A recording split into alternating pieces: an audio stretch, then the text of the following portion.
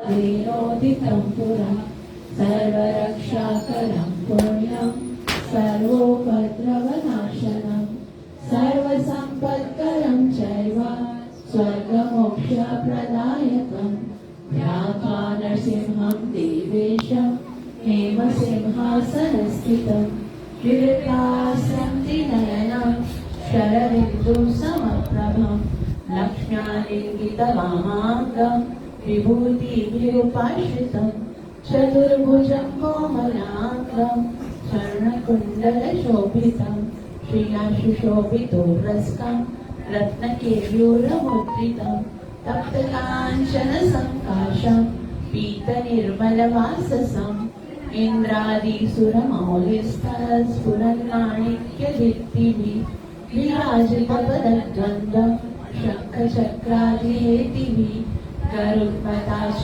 विनया स्तूयमानं मुदान्वितं समुत्कमलसंवासं कृत्वा तु कवचं पठेत् नृसिंहो मे शिरः पातु लोकरक्षात्मसम्भव सर्वगोपीस्तम्भवास बालं मे रक्षतो ध्वनिं नृसिंहो मे दृशं पातु सोमसूर्याग्निलोचनं स्मृतिं मे पातु नरहरि मुनिवर्यस्तुतिप्रिय नासां मे सिंहनासस्तु मुखं लक्ष्मीमुखप्रिय सर्वविद्याधिपः पातु नरसिंहो रसना मम वक्त्रं पातु इन्दुवदनं सदा प्रह्लादवन्दितं नरसिंहः पातु मे कण्ठं स्कन्दौ भूभरणान्तकृत् दिव्यास्त्रशोभितभुजौ नृसिंहः पातु मे भुजौ करो मे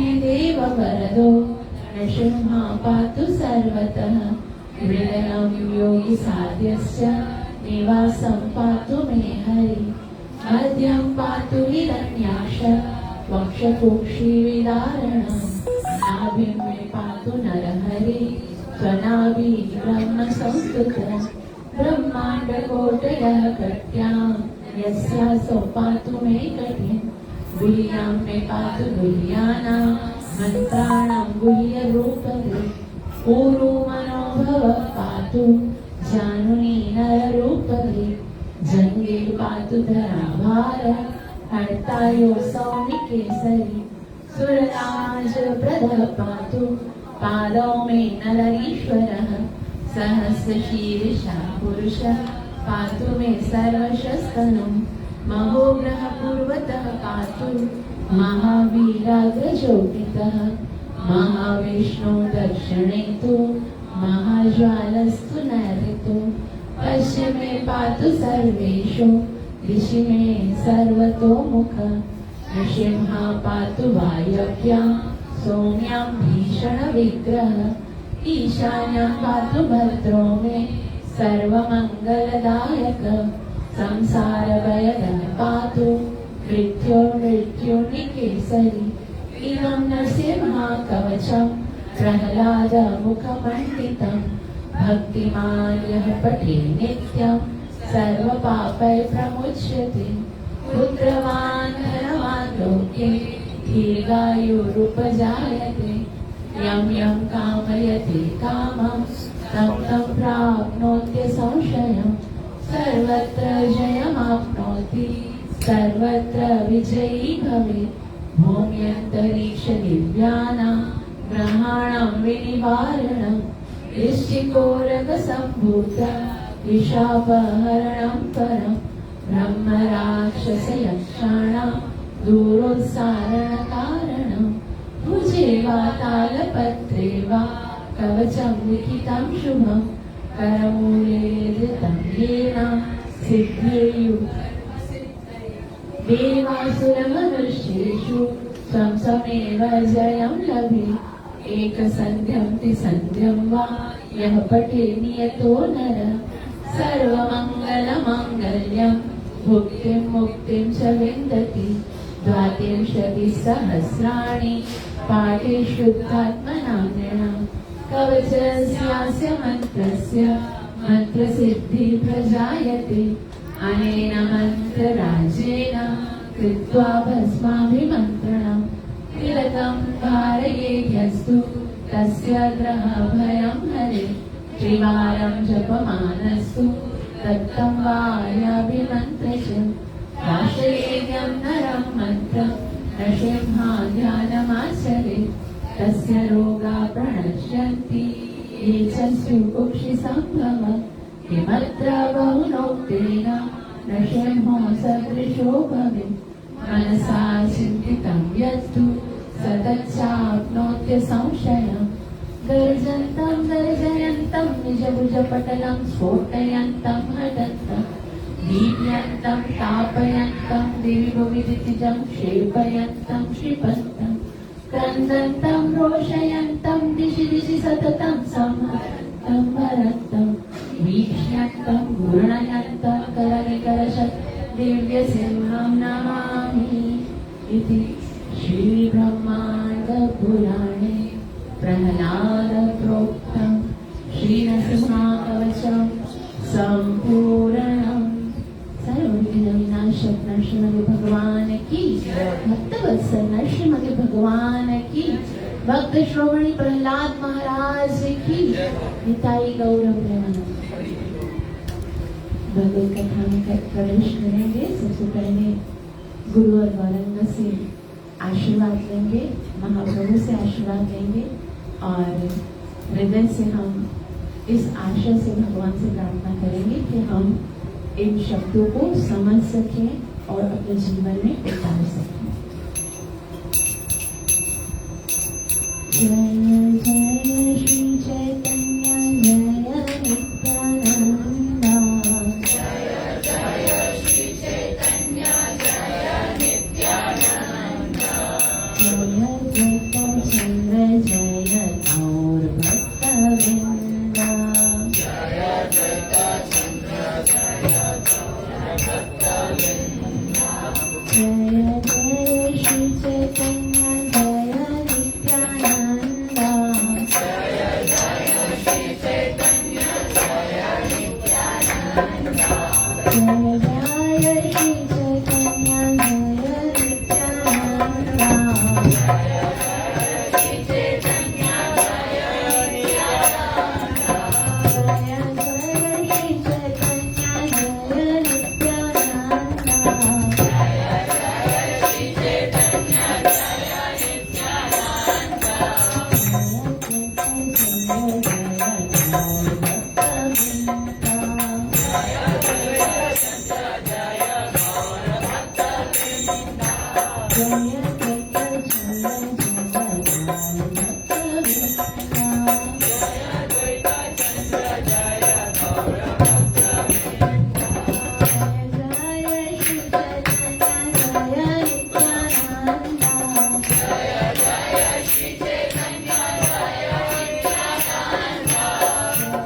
जय श्री चैतन्य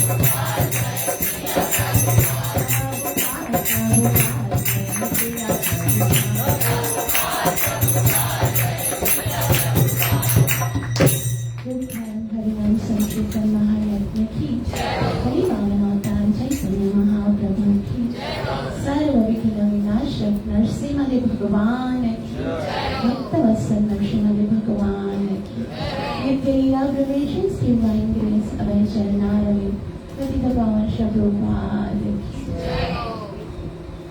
भगवत कथा में प्रवेश करने से पहले मंगलाचरण करेंगे और भगवान से प्रार्थना करेंगे कि हम जो श्रवण करने वाले हैं उसका हमें पूरा पूरा लाभ प्राप्त हो सके, जो कि है श्रूयतां श्रूयतां नित्यं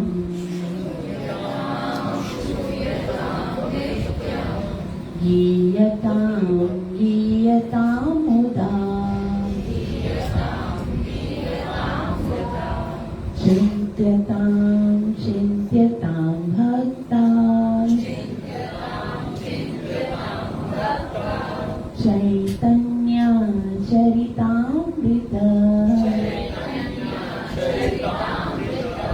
पंचतत्त्वात्मकं कृष्णं भक्तरूप स्वरूपकम् भक्तावतार भक्ताख्यं नमामि भक्तशक्तिकम्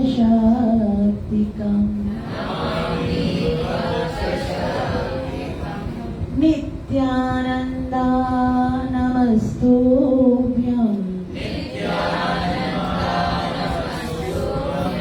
प्रेमानन्द प्रदायिने कलौ कल्मषनाशाय जानवापतये नमः।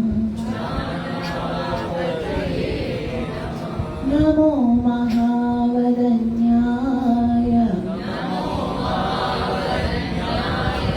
कृष्ण प्रेम प्रदायके कृष्णाय कृष्ण चैतन्य नामिने गौरतिषे नमः। जय श्री कृष्ण चैतन्य प्रभु नित्यानंद श्री अद्वैत गदाधर श्रीवासदि गौर भक्तवृंद। हरे कृष्णा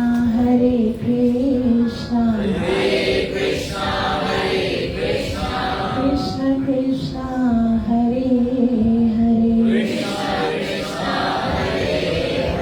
हरे राम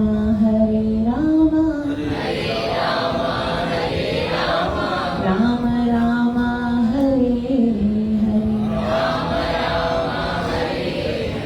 ग्रंथ राज चैतन्य चरितामृत की तो जैसा कि आप सब जानते हैं कि हम चैतन्य चरितामृत इस महान ग्रंथ को पिछले सप्ताह यहाँ पर प्रारंभ किए हैं और हम पहला श्लोक पढ़ चुके।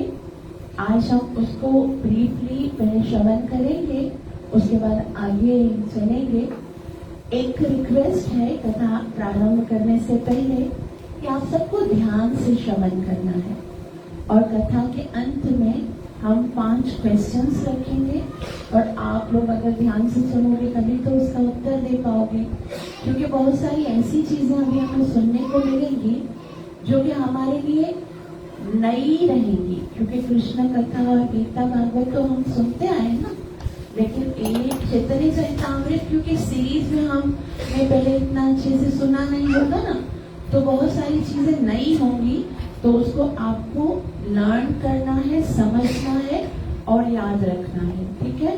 तो हमने पहले जो सेशन था उसमें कुछ चीजें हमने नई श्रवण की थी। वो सबसे पहली बात क्या है कि जो चैतन्य चरितामृत है वो क्या है, वैष्णव संप्रदाय, जो गौड़िया वैष्णव समाज है उसके लिए टॉप मोस्ट का सबसे महत्वपूर्ण ग्रंथ है। क्या कारण है इसका? क्यों गीता और भागवतम से भी ज्यादा महत्व दिया गया चैतन्य चरितामृत को? तो इसका सर्वोच्च कारण ये है कि गीता में वो लिखा है जो भगवान ने कहा है। गीता में क्या लिखा है? जो भगवान ने। भागवतम में वो लिखा है जो भगवान ने किया है, जो भगवान कार्य करते हैं, लीलाएं करते हैं, वो भागवतम में है। और चैतन्य चरिता में वो है जो भगवान के हृदय में है। सिर्फ चैतन्य चरितामृत भगवान का हृदय है, जो भगवान के मन का भाव है वो चैतन्य चरितामृत में है।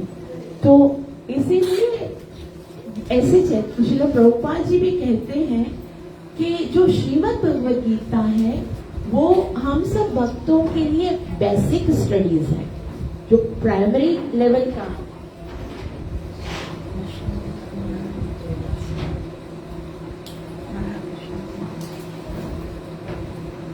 गीता क्या है? हम सबके लिए बेसिक स्टडी है, प्राइमरी लेवल का स्टडी है।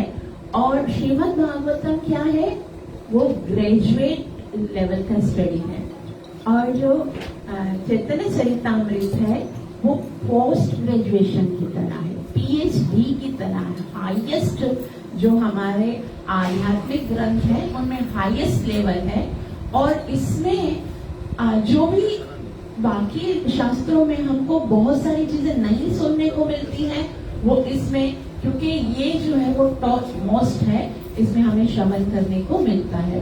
तो हमने पढ़ा था श्री प्रभुपाद जी ने जब श्रीमद् भागवतम के अनुवाद को प्रारंभ किया था और 1974 में श्री प्रभुपाद जी जब भागवतम के 7वें स्कंद का अनुवाद कर रहे थे तब उनको लगा कि बहुत ज्यादा समय, तो अभी 8वां है, 9वां है, 10वां स्कंद, 11वां, 12वां और इतना सब करने के लिए मेरे पास समय बहुत कम है, आयु बहुत हो गई है। तो श्रील प्रभुपाद जी ने अपना भागवत का अनुवाद जो है वो आधे में रोका और उसके बाद श्री प्रभुपाद जी ने उससे भी पहले चैतन्य चरितामृत का अनुवाद प्रारंभ किया। और ये बहुत ही हमारे लिए गौरव की बात है कि श्री प्रभुपाद जी ने केवल 18 महीने में पूरी चैतन्य चरितामृत को कंप्लीट किया। चैतन्य चरितामृत का संपूर्ण अनुवाद श्री प्रभुपाद जी ने केवल 18 महीनों में किया। और जो बीबीटी जो बुक ट्रस्ट है, जो भक्ति वेदांत बुक ट्रस्ट, उन्होंने केवल 2 महीने में ये पूरा ग्रंथ जो है, इस सारे जितने भी वॉल्यूम्स हैं वो 2 महीने में प्रकाशित किया। और बड़े ना भाव से हम सुन रहे थे जब महाराज जी कह रहे थे कि जब हमने पहली बार सोचा कि चैतन्य चरितामृत पढ़ना है, तो क्योंकि वो बंगाली में है तो मुझे बंगाली तो आती नहीं थी, तो महाराज जी ने कहा मैं केवल 2 दिन में पूरी बंगाली सीख गया। तो स्पिरिचुअल शक्ति कितना कार्य करती है। एक बार बस ठान लो कि मुझे करना है और भगवान की सारी शक्तियां जो है वो आपको सपोर्ट करने के लिए आगे आ जाती हैं। तो हमने पहला श्लोक पढ़ा है, एक बार फिर हम उसको रिपीट करेंगे, उसके बाद आगे जाएंगे। सब मेरे साथ कहें, वंदे गुरूनीश भक्तान् ईशामीश अवतारकान् तत्प्रकाशाश्च तत्शक्ति कृष्ण चैतन्य संज्ञकम्। तो इनमें ये जो श्लोक है बहुत महत्वपूर्ण है और आप सबसे रिक्वेस्ट है कि जो कर सकते हैं वो इसको लर्न करें, इसको याद करना है, क्योंकि ये मंगलाचरण का श्लोक है और चैतन्य चरितामृत का प्रथम श्लोक है और इसके अंदर जो ये पूरे ग्रंथ जो है, पूरा ग्रंथ जो है इस श्लोक के ऊपर आधारित है। इस श्लोक के अंदर परम सत्य की बहुत ही विशद और संक्षिप्त व्याख्या की गई है। ये बताया गया है कि परम सत्य जो है उसके 6 तत्व जो है वो इसके अंदर बताए गए हैं। और ये नमस्कार का, जैसे मैंने आपको कल बताया था पिछली क्लास में, कि इसमें सबसे पहले जो मंगलाचरण किया है कृष्णदास कविराज महाराज ने, तो पहला श्लोक और दूसरा श्लोक वो नमस्कार को प्रदर्शित करते हैं। जो तीसरा श्लोक है वो विषय वस्तु को बताएगा और जो चौथा श्लोक है उसमें आशीर्वाद है। तो मंगलाचरण में 3 चीजें होती हैं। कौन कौन सी? पहला नमस्कार, वो कौन से श्लोक में है? और दूसरा क्या है? विषय वस्तु, वो कौन से श्लोक में है? तीसरे श्लोक में। और तीसरा क्या है? आशीर्वाद, वो चौथे श्लोक में। तो हम पहला श्लोक पढ़े, उसमें नमस्कार है। तो किस किस को नमस्कार है? वंदे गुरून्। किसको पहले नमस्कार किया? देखो कितनी महत्वपूर्ण बात है कि भगवान का पहला नाम नहीं है, पहले गुरु का नाम है। जब तक गुरु नहीं होंगे, गुरु का आशीर्वाद नहीं मिलेगा, तब तक तो भगवत प्राप्ति का सोचना भी मत। भगवान स्वयं भी अगर मिल जाएंगे ना, फिर भी कहेंगे प्रथमस्तु गुरु पूज्यम तदर्थम मम अर्चना। पहले गुरु को ढूंढो, उसके द्वारा, उसके माध्यम से मेरे पास आना। तद्विद्धि प्रणिपातेन परिप्रश्नेन सेवया उपदेक्षन्ति ते ज्ञानम ज्ञानिनः तत्त्वदर्शिनः। तो ऐसे गुरु को ढूंढो। भगवान कह रहे हैं अर्जुन को, अर्जुन बोल भी सकते थे ना कि भाई सामने हो तुम, तुम्हें प्राप्त करने के लिए तो गुरु को ढूंढा जाता है। फिर तुम मिल गए, फिर गुरु बोला नहीं ऐसे थोड़ी मिलूंगा, गुरु के द्वारा मिलूंगा। तो सबसे पहले किसको? वंदे गुरु। गुरु कितने प्रकार के होते हैं वो बताते हैं कृष्णदास कविराज महाराज, कि वैसे तो गुरु कई प्रकार के होते हैं, लेकिन मुख्यतः 4 प्रकार के होते हैं। 4 प्रकार के गुरु कौन से होते हैं? सबसे प्रथम गुरु जो होता है उसको चैत्य गुरु कहते हैं।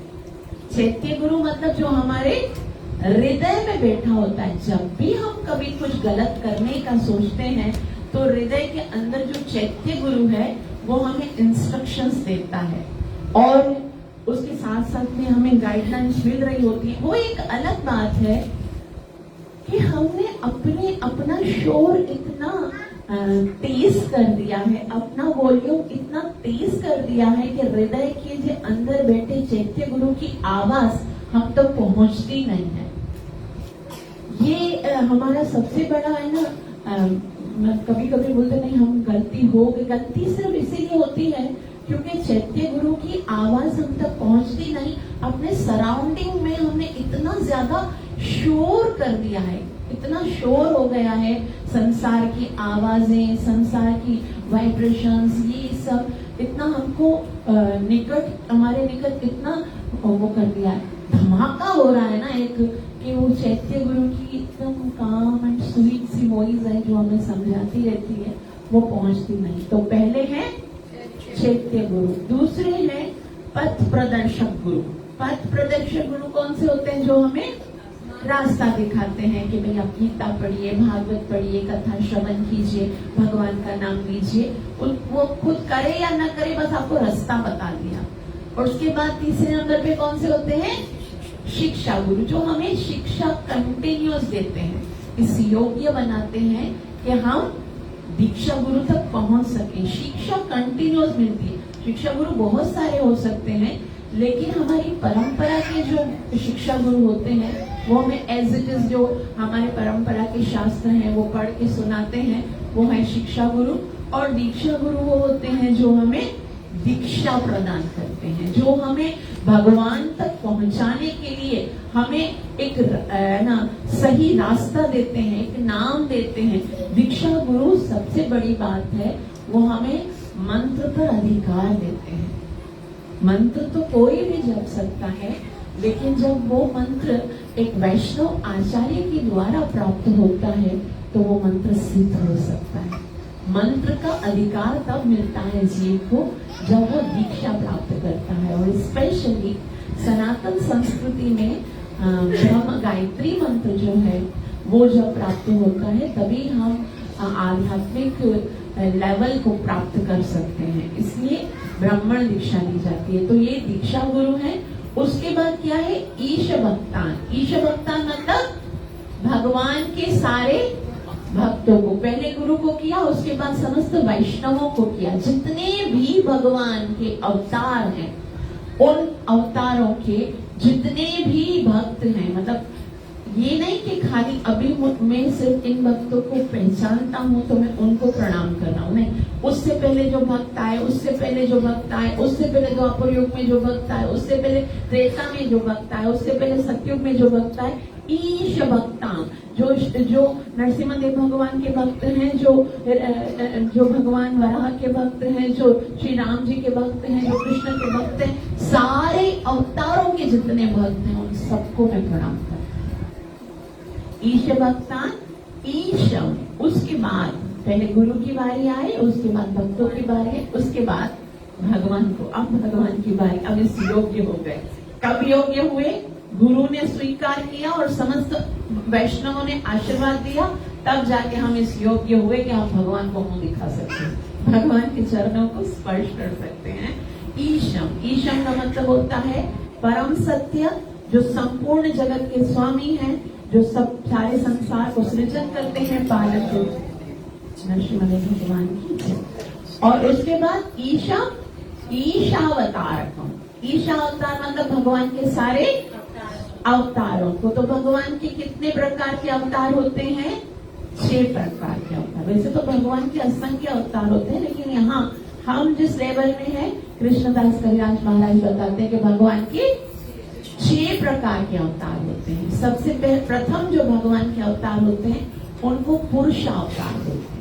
कौन से पुरुष अवतार? कौन से होते हैं? कारण दक्षाय विष्णु, क्षीरोदक्षाय विष्णु और गर्भोदक्षाय विष्णु। इनको पुरुष अवतार विष्णु, पुरुष अवतार विष्णु के अवतार कहते हैं, ठीक है। उसके बाद है लीला अवतार।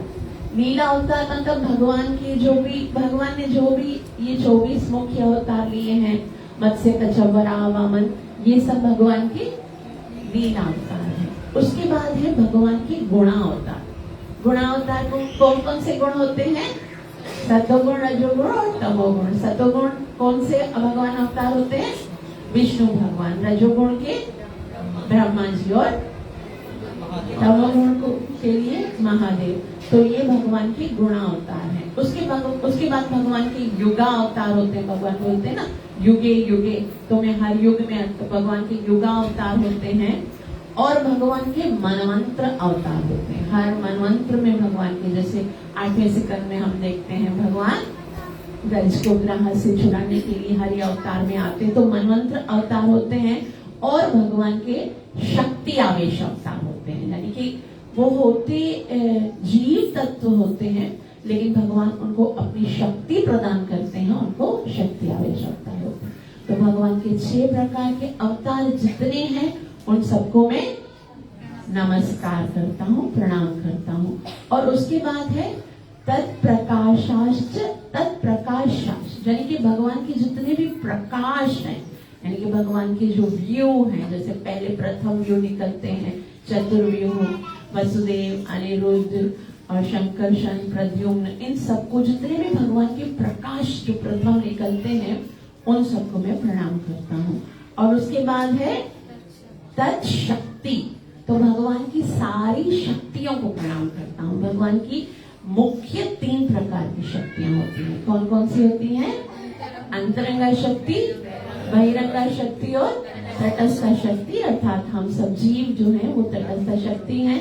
गोलोक वृंदावन धाम में भगवान की अंतरंगा शक्ति है, भौतिक जगत भगवान की बहिरंगा शक्ति है। और इसके अतिरिक्त भी खाली ये 3 शक्तियां नहीं है, इसके अतिरिक्त भी भगवान की अनेक शक्तियां हैं। गोलोक वृंदावन में भगवान की आह्लादनी शक्ति है, श्रीमती राधा रानी। द्वारिका में भगवान की शक्तियां वही आह्लादनी शक्ति की ही प्रतिस्वरूप है। रुक्मिणी, सत्यभामा, जामवंती, कालंदी, वो सब द्वारिका में भगवान की जो पटरानियां हैं वो भगवान की शक्तियां हैं। वैकुंठ में लक्ष्मी महारानी भगवान की शक्ति है। वृंदावन में समस्त गोपियां भगवान की शक्ति हैं। और उसके बाद भगवान की इस भौतिक जगत में अपराशक्ति है। पृथ्वी, जल, अग्नि, वायु, आकाश, मन, बुद्धि, अहंकार, और पराशक्ति जो है वो जीव है। तो इस तरह से ये सब भगवान की शक्तियां हैं, तत्शक्ति। और उसके बाद बताया कृष्ण चैतन्य सौम्यकम। अब कृष्ण चैतन्य का मतलब होता है कृष्ण कॉन्शियसनेस। वो भगवान का स्वरूप जो है वो भगवान के चेतना को लेकर आया है। कृष्ण चेतना, ये सारे जो 6 तत्व हैं वो सब इस अवतार में, जिसके बारे में अब मैं बताने जा रहा हूं, वो सब एक साथ, सौम्य का मतलब एक साथ इस अवतार में दिखेंगे आपको। तो ये बहुत ही गूढ़ है, बहुत ही आगे की बात है कि चैतन्य महाप्रभु की जब लीला है तो ये सारे अवतार, अब देखो गुणा अवतार में कौन है? गुणा अवतार में कौन है? ब्रह्मा, विष्णु और महेश। तो ब्रह्मा जी चैतन्य लीला में क्या बनकर आते हैं? हरिदास ठाकुर जी। ब्रह्मा जी भगवान की कितनी सारी स्तुति करते हैं, भगवान तो देखते नहीं, तो फिर ब्रह्मा जी सोचते हैं कि अब मैं कैसे भगवान का निकटतम पार्षद बनूं। तो हरिदास ठाकुर बनकर आते हैं और महामंत्र का वो 3 लाख बार नाम जप करते हैं और करते करते वो नाम आचार्य बन जाते हैं और महाप्रभु को का प्रेम प्राप्त करते हैं।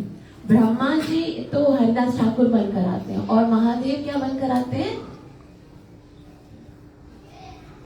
महादेव और विष्णु जी, अद्वैत आचार्य सदाशिव और महाविष्णु का ये जो मिलित स्वरूप है वो अद्वैत आचार्य बनकर आते हैं। तो ये गुणा अवतार है। अब शक्ति आवेश अवतार है, नारद मुनि क्या बनकर आते हैं? श्रीवास ठाकुर बन के आते हैं। वेद व्यास जी जो हैं वो क्या बनकर आते हैं? वृंदावन दास ठाकुर बन के आते हैं। तो जितने भी भगवान के पार्षद हैं और अलग अलग भक्त जो हैं वो अलग अलग स्वरूप में आते हैं। और गुरु तत्व कौन बनकर आते हैं? वंदे गुरु। जो नित्यानंद प्रभु हैं वो आदि गुरु स्वरूप है। तो ये नित्यानंद प्रभु जो है वो गुरु का स्वरूप लेकर आते हैं। ईश भक्तान, सारे भक्त आते हैं। ईशान, भगवान स्वयं चैतन्य महाप्रभु के रूप में आते हैं। और ईशा अवतार, भगवान के सारे अवतार चैतन्य महाप्रभु दिखाते हैं। प्रकाश लीला आगे हम पढ़ेंगे, कभी वराह, कभी नरसिम्हा, कभी श्री राम, सारे अवतार जो है ना वो भगवान अपने अलग अलग समय में लीला में प्रकाशित करते हैं। तब प्रकाशांश भगवान के चतुर्व्यूह प्रकट होते हैं और भगवान की सारी शक्तियां होती हैं। लक्ष्मी महारानी भी आती हैं चैतन्य लीला में। क्या बनकर आती हैं? सीता ठाकुरानी बनकर आती है लक्ष्मी महारानी। रुक्मिणी माता आती हैं, विष्णु प्रिया बनकर आती है। तो अलग अलग जो है वो स्वरूपों में सारे जितने भी जिनको हम प्रणाम कर रहे हैं वो सारे पार्षद आएंगे चैतन्य लीला में। और इसमें क्या होगा, अब ध्यान से सुनिएगा कि ये जो श्लोक है उसमें हमें क्या बताया जा रहा है कि मैं उस भगवान के अवतार को प्रणाम कर रहा हूँ। जैसे बताया कृष्ण चैतन्य संघ का, जिसमें सारे गुरु, सारे भक्त, स्वयं भगवान, उनके अवतार उनकी प्रकाश, उनकी शक्तियां, सब लोग क्या बनकर आएंगे?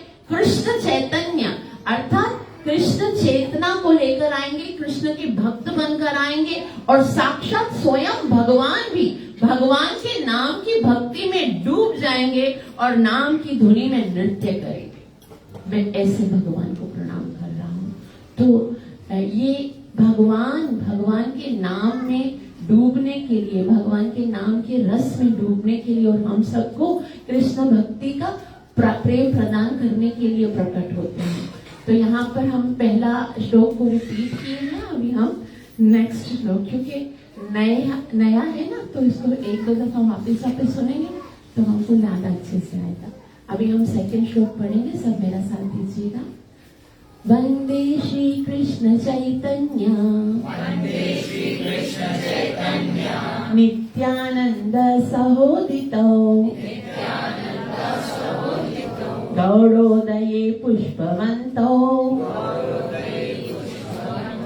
चित्रौषधौ तमो निधौ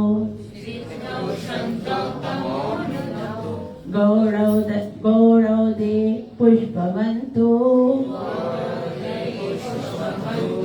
चित्रौषधौ तमोनुदौ वंदे श्री कृष्ण चैतन्य नित्यानंदौ सहोदितो गौरोदये पुष्पवन्तौ चित्रौषधौ तमोनुदौ। सब साथ में पढ़े। वंदे श्री कृष्ण चैतन्य नित्यानंदौ सहोदितो गौरोदयो पुष्पवन्तौ चित्रौषधौ तमोनुदौ। तो अब ये जो श्लोक है वो भी नमस्कार का है। इसमें दो स्पेशल व्यक्तियों को, जो इस पूरी लीला में सबसे मुख्य कार्य करने वाले हैं, उनको प्रणाम किया गया है। किन किन को? वंदे श्री कृष्ण चैतन्य नित्यानंद सहोद के नित्यानंद और चैतन्य महाप्रभु सहोदितो, मतलब इन दोनों को मैं प्रणाम करता हूँ, स्पेशल प्रणाम करता हूँ। क्यों उन्होंने ऐसा किया है? गौड़ोदये पुष्पवंतो, गौड़ोदय अर्थात गौड़ जो देश है, वो अभी जिसको हम बंगाल कहते हैं, वो बांग्लादेश को ही पहले गौड़ देश कहा जाता है। उसके क्षितिज पर, क्षितिज मतलब गौड़ देश के आसमान पर पुष्पवंतो अर्थात प्रकट हुए हैं। जैसे सूर्य और चंद्रमा प्रकट होते हैं, उसी तरह से गौड़ देश में ये कृष्ण और चैतन्य प्रकट हुए। लेकिन डिफरेंस क्या है? चंद्रमा जो है वो रात्रि को प्रकट होता है और वो जीवों को प्रकाश देता है, और सूर्यदेव दिन को प्रकट होकर प्रकाश देता है। लेकिन यहाँ पर बताया गया कि सहोदितो अर्थात ये बहुत आश्चर्य की बात है कि इस समय सूर्य और चंद्रमा एक साथ प्रकट हुए हैं। सूर्य की तरह चमचमाते हुए तब तक कंचन राधा रानी का जो स्वरूप है वो धारण करके आए हैं चैतन्य महाप्रभु, और कोटि चंद्रमाओं की शीतलता को प्रकट करने के लिए आए हैं नित्यानंदा प्रभु। तो जिस तरह से सूर्य और चंद्रमा पूर्व दिशा से प्रकट होते हैं, उसी तरह से जो ये गौड़ देश है वो भी पूर्व दिशा में, भारत की पूर्व दिशा में है, और उस पूर्व दिशा से ये बहुत ही आश्चर्य की बात है कि सूर्य और चंद्रमा एक साथ प्रकट हुए हैं कि गौड़ोदय पुष्पवंतो। तो वो क्यों सूर्य और चंद्रमा जैसे प्रकाश को प्रदान करने के लिए उत्पन्न होते हैं, तो ये भी प्रकाश प्रदान करने के लिए उत्पन्न है। लेकिन प्रकाश प्रदान करने से पहले क्या होता है? अंधकार का नाश होता है। तो यहाँ बता चित्रो मतलब इतने हैरत की बात है, बहुत ही आश्चर्यजनक बात है।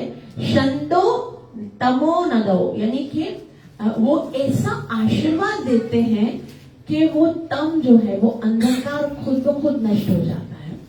क्या अंधकार है? अब यहाँ पर जो है वो कृष्णदास कविराज महाराज बहुत ही गूढ़ बात बता रहे हैं। वो ये बता रहे हैं कि अंधकार, तमोरुदव यानी अंधकार को नाश करेंगे। तो कौन सा अंधकार है जिसको नाश करने के लिए चैतन्य महाप्रभु जो है वो आए हैं? वो अंधकार है अज्ञानता का। कौन सा अज्ञान है? तो अज्ञान क्या है? जो आज तक जिसको हम ज्ञान समझते थे, वो कौन सा ज्ञान है कि मनुष्य के 4 पुरुषार्थ होते हैं। 4 पुरुषार्थ होते हैं। कौन से?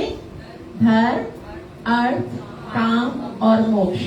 ये अब तक तो हमने यही सुना ना कि मनुष्य जीवन के 4 पुरुषार्थ होते हैं, लेकिन चैतन्य महाप्रभु ये अंधकार को नष्ट करने के लिए आए कि ये सारे पुरुषार्थ जो हैं वो बेकार हैं, वो आपके काम के नहीं है, इनसे आगे बढ़ना है आपको। तो क्यों, क्या बेकार, क्या है ऐसा, इसमें क्या खराबी है? क्योंकि ये जो धर्म, अर्थ, काम, मोक्ष जो है, उसमें से धर्म, अर्थ और काम ये हमें भौतिक बंधन में बांधने वाले हैं। धर्म का मतलब होता है कि पुण्य कार्य करना। जब आप पुण्य कार्य करते हो तो आपको 2 चीजें प्राप्त होती हैं। या तो आपको स्वर्ग प्राप्त होता है, पुण्य करने से या तो स्वर्ग प्राप्त होता है, और उसके बाद में भी आपको अच्छा जन्म प्राप्त होता है। जितने भी आप धर्म के कार्य करते हो, अगर उसमें भगवान की भक्ति या प्रेम शामिल नहीं होता है तो आपको 2 चीजें प्राप्त होती हैं, या तो स्वर्ग या संसार में अच्छा जन्म मिलेगा, लेकिन वो आपको ऊपर नहीं लेके जाएगा, इसी भौतिक ब्रह्मांड में ही बांध के रख देगा। ठीक है, तो धर्म से ये प्रॉब्लम है। काम, अर्थ से क्या होगा? आप बहुत मेहनत करके धन कमाओगे और धन की ओर आपकी आसक्ति होगी। जितना जितना आपके पास होता है उतना उतना तो उसकी ओर आसक्ति होती है। अर्थ का मतलब खाली धन ही नहीं होता, मतलब हर वो वस्तु जो आप स्ट्रगल करके प्राप्त करते हो, चाहे वो घर है, गाड़ी है, पत्नी है, संतान है, जो कुछ भी है, तो जितना जितना आपका अर्थ होगा ना, उतना उतना आपकी आसक्ति बढ़ेगी। जिसके पास 1 मोबाइल है वो तो 1 मोबाइल की ओर आसक्त होगा, और जिसके पास 4 होगी तो उसको ये लगे 4 को संभालना है ना। तो उसी तरह से जिसके पास थोड़ा अर्थ होता है उसका एक केंद्र, हमने जितना जितना खुद को बिखेरते गए हैं ना, उतना उतना हमारी आसक्ति बढ़ती जाती है। तो अर्थ जो है वो हमें आसक्ति में बांधता है। और उसके बाद है काम।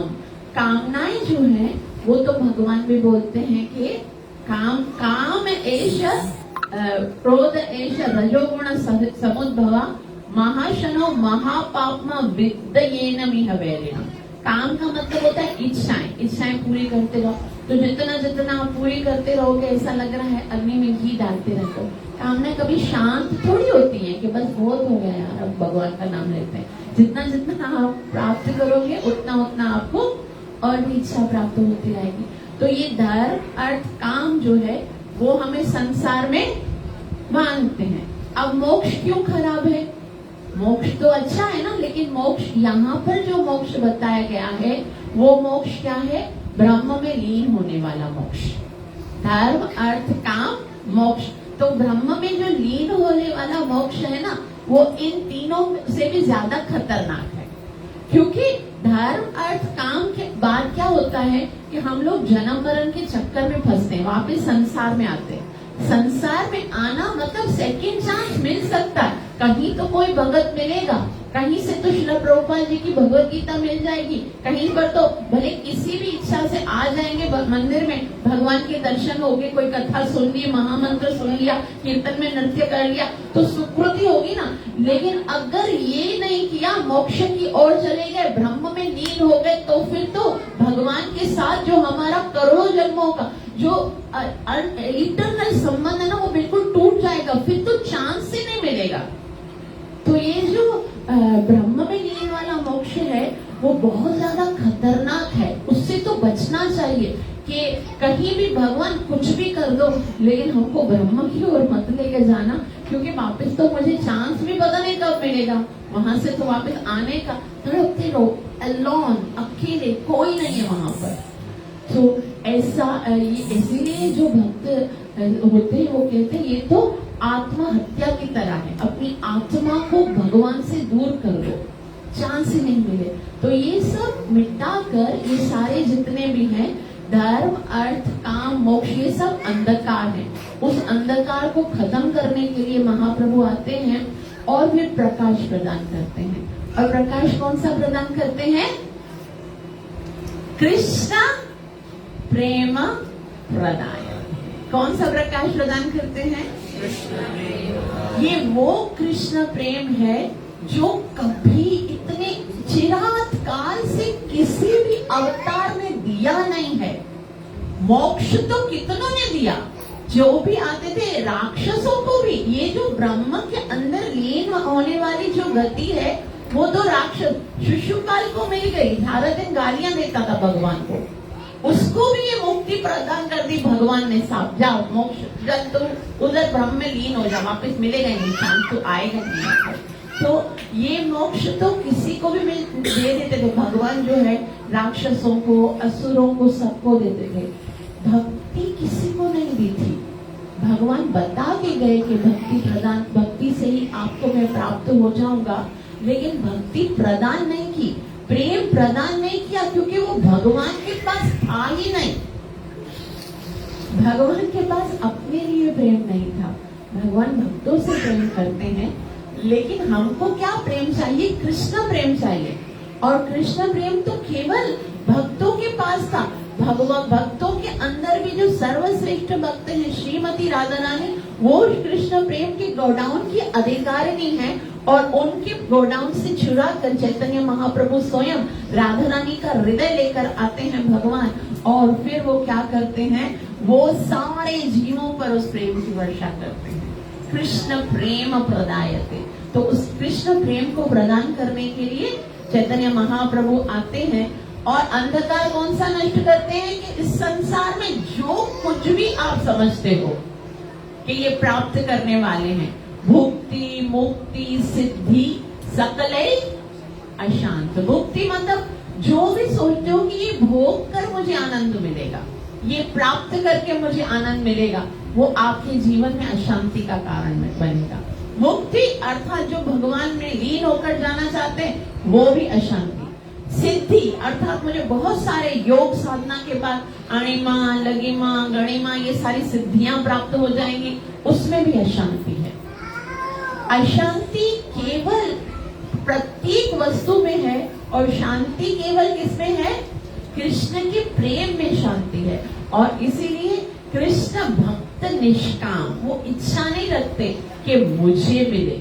भक्त का क्या मतलब है? मैं कैसे उसे प्रसन्न करूं। और भक्त के अतिरिक्त जितने भी जीव है ना, वो हर समय ये सोचते हैं कि मैं कैसे खुश हूं, मैं क्या ऐसा करूं कि मुझे खुशी मिले, मुझे आनंद मिले। और यही फर्क है प्रेम और लास्ट में। प्रेम और वासना में क्या फर्क है?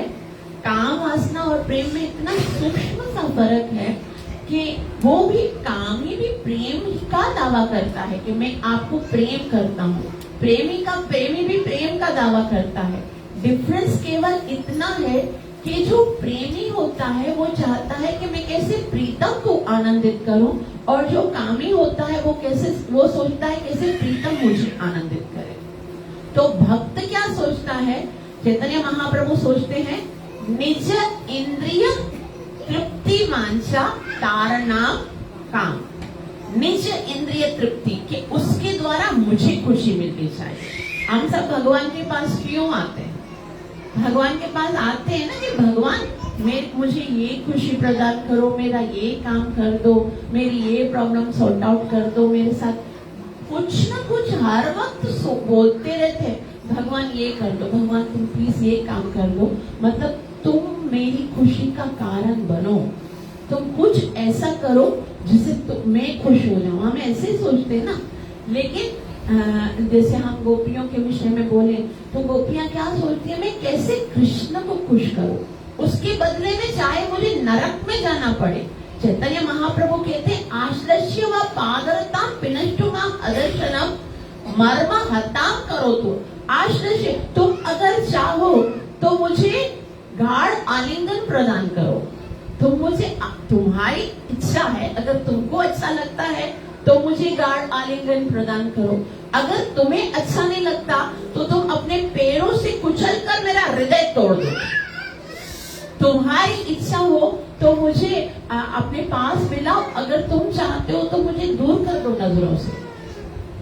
अदर्शन, मुझे दर्शन भी मत दो। अगर तुम्हारी इच्छा नहीं है तो कैसे कोई भक्त ऐसे कह सकता है कि अगर तुम नहीं चाहते। हम बोलते ना, देखो इतना तो बोलते ही हैं कि भगवान और कुछ नहीं दो, अपने से दूर मत करना। इतना तो बोलते हैं कि भले कुछ भी अपराध हो जाए ना, माफ मत करना, भले कितनी बड़ी पनिशमेंट देना, लेकिन खुद से दूर मत करना। महाप्रभु कहते हैं पिनष्टो माम अदर्शनम, मुझे दर्शन ना देकर मेरा हृदय चकनाचूर कर दो। फिर भी मैं तो तुम्हारे अतिरिक्त मैं किसी को अपना प्राणनाथ नहीं मानता। तुम्हारे अतिरिक्त मेरा और कोई नहीं है। महाप्रभु कहते हैं विनष्टु माम अदर्शनम मर्म हताम करो तुवा। मर्म हताम, मुझे सारी दुनिया में जिल्लत दे दो। हर कोई भले मुझे थू थू करे, मुझे मर्म हताम करो तुवा। यथा तथा वा विधुरातु नाम, जैसा तुमको अच्छा लगता है। अगर तुम मेरे को दुखी देखकर तुम्हारे होंठों पर हंसी आती है तो इससे बड़ा सौभाग्य मेरे लिए और क्या हो सकता है। मैं रोने के लिए तैयार हूँ, मैं तड़पने के लिए तैयार हूँ, मैं हर दुख सहने के लिए तैयार हूँ। यथा तथा वा विदनातु लंपदो मत प्राणनाथ हस्तु सना। मेरे प्राणनाथ तुम्हारे अलावा मैं किसी और को जानता ही नहीं। तुम्हारे अतिरिक्त मुझे और कुछ नहीं चाहिए। प्रेम का मतलब क्या होता है? एक और दूसरी डेफिनेशन है, बहुत सुंदर है। प्रेम का मतलब पता है क्या है? कि नफरत करने की और छोड़ देने की करोड़ों वजह हो, फिर भी तो उसी पर टिके रहो। करोड़ों वजह हो कि बस अब बहुत हो गया, इतना तो कौन बर्दाश्त कर सकता है। उसने मेरे साथ ये किया, उसने हमारे साथ ये किया। हर एक वजह हो, सामने दिख रही हो कि मैं बस अब ये ब्रेक डाउन कर दूं, मैं बस खत्म करूं, लेकिन फिर भी अगर तुम उसे उतना ही प्रेम करते हो तो कहते हैं उसको प्रेम। तो भगवान की भक्ति में ऐसा ही होता है। देखो भक्तों ने कैसा कैसा सहा है। हरिदास महाराज को तो ना 22 बाजारों में कोड़ों से मारा जा रहा है, उसका कोई कसूर नहीं, खाली क्या बोलता था, हरे कृष्णा कृष्णा कृष्णा हरे हरे, हरे राम राम राम। तो वहाँ के काजी बोलते थे देखो हरिदास, तुम ना ये महामंत्र जप करना छोड़ दो, तुम्हें कोई सजा नहीं दी जाएगी, तुम खाली बोलना बंद कर दो। तो हमारे जैसा बंदा होता तो हम बोलते थे ठीक है, इसको पता नहीं चलेगा, दिन में पढ़ लूंगा। लेकिन वो फिर भी है ना 3 लाख नाम जप कर रहे थे अपनी टाइम अपने हिसाब, और बोला खंड खंड कर ले शरीर, यदि ले लो मन से प्राण, ये मेरा प्राण ले लो, मेरे शरीर के टुकड़े टुकड़े कर दो, कभी ना वदने अमी छोड़े हरि नाम, मैं तो फिर भी हरि नाम बोला नहीं छोड़ता। तुम कुछ भी कर लो, मार डालो, शरीर को मारोगे ना, लेकिन मैं हरि नाम, ये क्या कसूर क्या था, खाली हरि नाम ही तो लिया। प्रहलाद का क्या कसूर था? प्रहलाद ने तो कुछ नहीं किया, कुछ भी नहीं किया। वो बोलता था कि भगवान, ये भगवान का नाम ही बोलता था ना, ओम नमो भगवते वासुदेवाय, नारायण नारायण।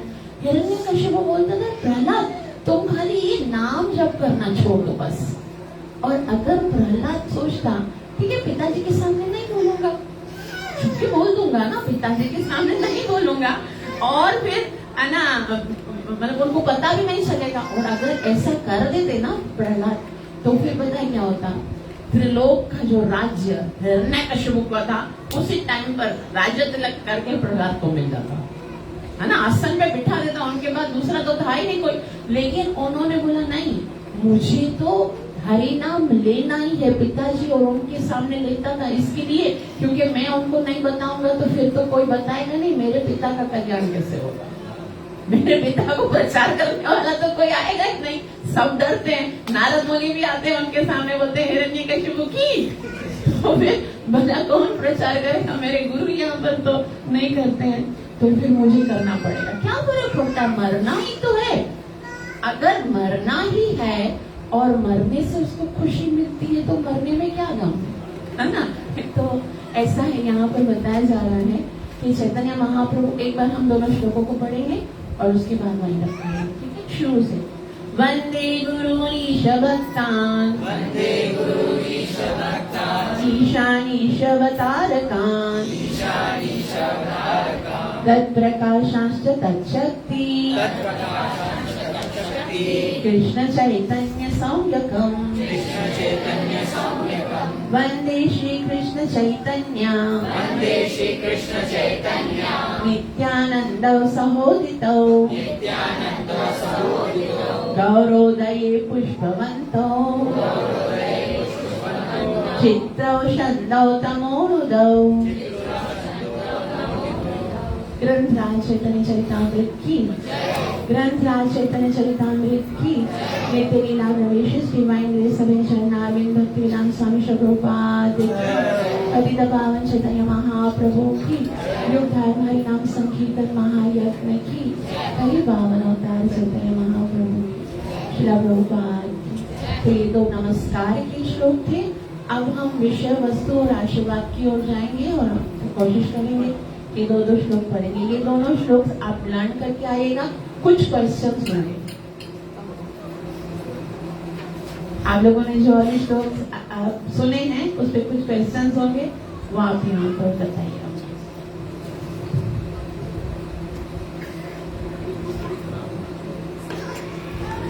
हरे कृष्णा। जैसे शुरू के 4 श्लोक हैं वो किस किस टॉपिक पे वो हैं?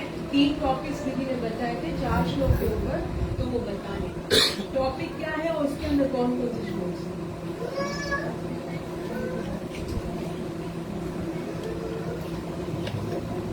पहला और दूसरा श्लोक नमस्कारी पे, तीसरा श्लोक विषय वस्तु पे और चौथा आशीर्वाद। गुरु जो है वो 4 प्रकार के होते हैं, वो कौन कौन से हैं? गुरु 4 प्रकार के हैं, वो कौन कौन से होते हैं? आसान आसान सवाल है, सब हैंड रेज कीजिए, किसी को पनिशमेंट नहीं दिया जाएगा।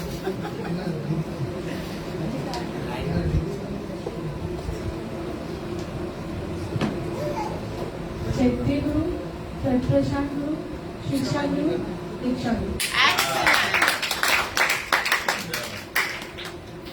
भगवान चैतन्य और नित्यानंदा प्रभु के बारे में 2nd श्लोक में बताया गया था। उनको किन 2 चीजों से कंपेयर किया है और क्यों? किन 2 चीजों से कंपेयर किया और क्यों? 2 रीजन बताए थे, 1 रीजन बताया।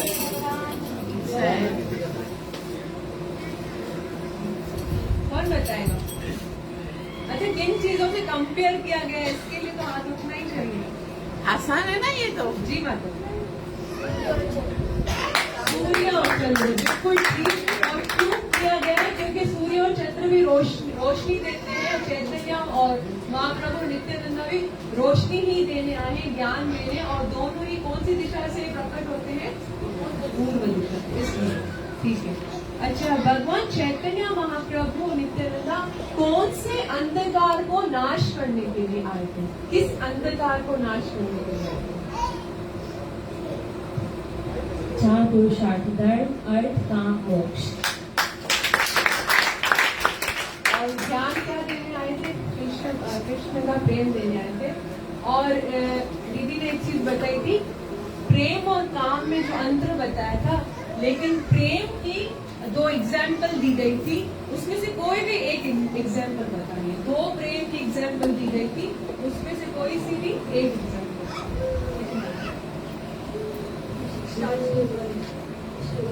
आशीर्वाद